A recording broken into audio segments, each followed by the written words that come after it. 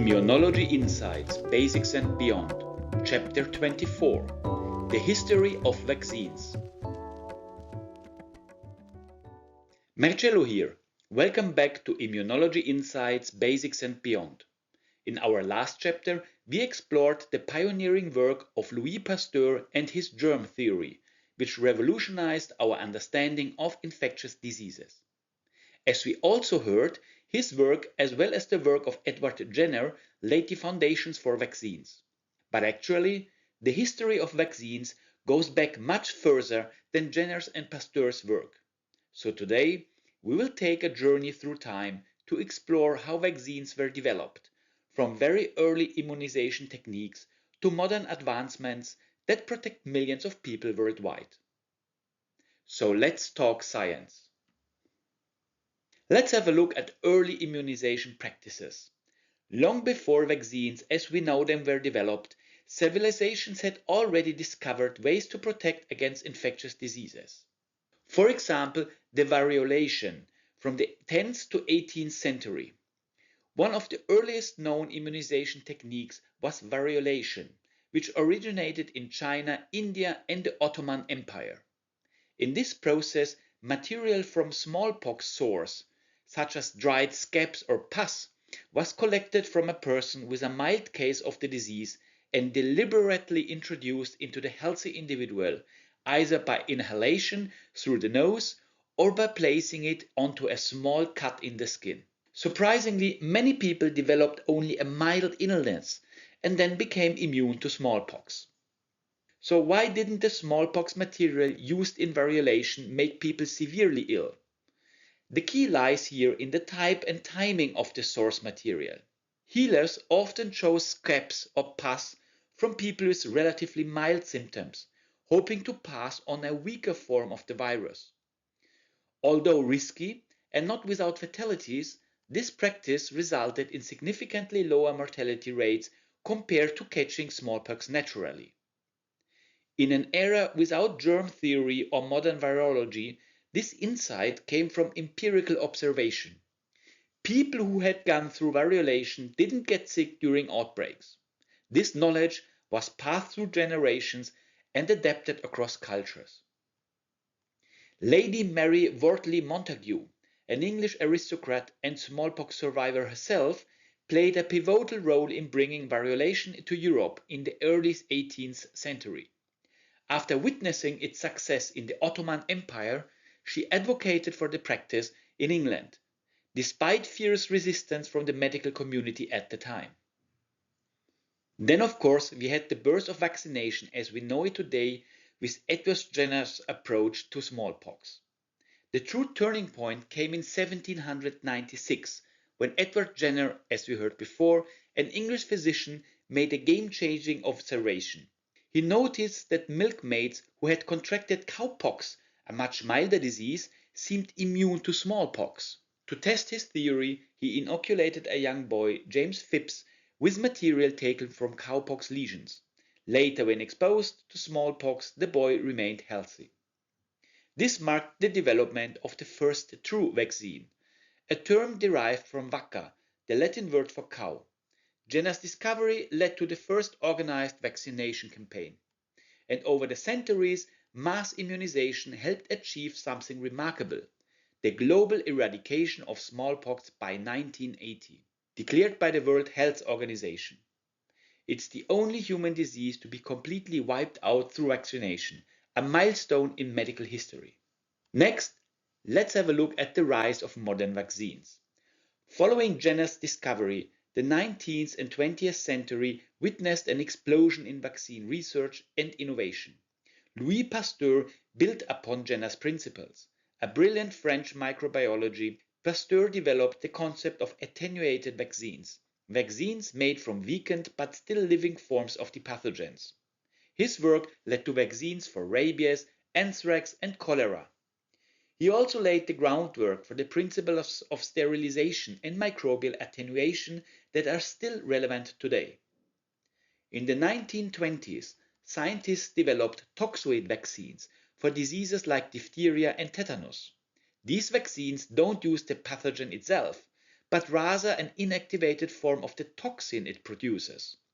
Even though the toxins are rendered harmless, the body still learns to recognize them and build immunity. A few decades later, in the 1950s and 1960s, the fight against polio made headlines. Jonas Salk introduced an inactivated, so killed polio vaccine, while Albert Sabin developed an oral vaccine used in live attenuated viruses. Together, these efforts led to the near elimination of polio in most of the world. In the 1970s, then, the introduction of the MMR vaccines, which protects against measles, mumps, and rubella, dramatically reduced childhood mortality rates. The combination of these three vaccines into one shot made mass vaccination easier and more efficient. Then in the 21st century, the world witnessed the emergence of a completely new type of vaccines technology, the mRNA vaccines.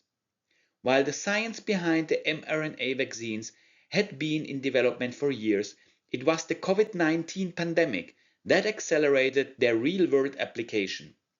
Instead of injecting a virus or a piece of it, mRNA vaccines deliver instructions to our cells, telling them to produce a harmless viral protein, for example the spike protein of SARS-CoV-2, that then triggers the immune system to respond, creating immunity. It is a powerful, flexible platform with the potential to target many other diseases, not just COVID-19. Now, let's briefly reiterate how vaccines work. Vaccines work by mimicking an infection, allowing our immune system to learn how to fight off the real threat without ever being in real danger.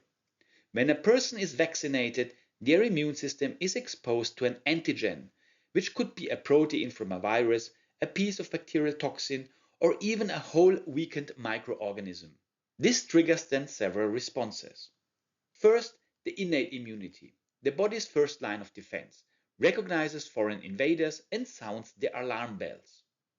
Second, the adaptive immunity, which kicks in, where B cells produce antibodies and T cells target infected cells. Most importantly, the immune system produces memory cells, which then can recognize and destroy the pathogen more quickly if it ever enters the body again. This immunological memory is what makes vaccines so effective. It's like giving the body a cheat sheet for future threats. Of course, vaccines had a great impact. The benefits of vaccines are immense and undeniable. Thanks to vaccines, we have eradicated smallpox, nearly eliminated polio, and dramatically reduced deaths and hospitalization from measles, tetanus, pertussis, and many other infectious diseases. Vaccines have also improved the overall quality of life, reduced the economic burden, and helped to achieve herd immunity, which protects even those who cannot be vaccinated due to medical reasons. Let's briefly look at the challenges and future directions for vaccines. Despite their successes, vaccines face ongoing challenges. Vaccine hesitancy is a growing problem. Fooled by misinformation, distrust in science, and fear of the side effects, many people refuse or delay vaccination. This can lead to the resurgence of diseases previously under control, as we have seen with recent measles outbreaks in parts of Europe and the US. Then, of course, emerging infectious diseases like COVID-19, avian flu, or future zoonotic viruses require rapid vaccine development and deployment, which can be logistically and scientifically challenging. There's also a push towards developing universal vaccines, especially for rapidly mutating viruses like influenza and coronaviruses. These vaccines would target conserved regions of the virus that don't change as easily, offering longer lasting and broader protection, and not a yearly vaccination is needed anymore. But also global access and equity remain a concern. Many low-income countries still struggle with vaccine distribution, cold chain logistics, and affordability. Ensuring fair and widespread access is essential for global health.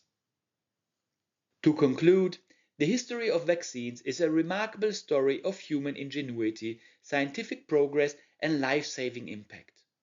From the ancient practice of variolation to the sophisticated mRNA vaccines of today, vaccines have revolutionized public health and saved countless lives. But their story is still being written. As we continue to battle new diseases and address modern challenges, vaccines remain one of our most powerful tools, a blend of history, biology, and hope. In the next chapter, we will explore how vaccines work in greater detail, driving into the immunological mechanisms behind protection and how researchers evaluate vaccines' efficacy. Before closing, I have a small request. If you enjoyed my content and want to hear more, like and subscribe. It's a small step for you, but it helps me a lot. So, see you next time and thank you for listening.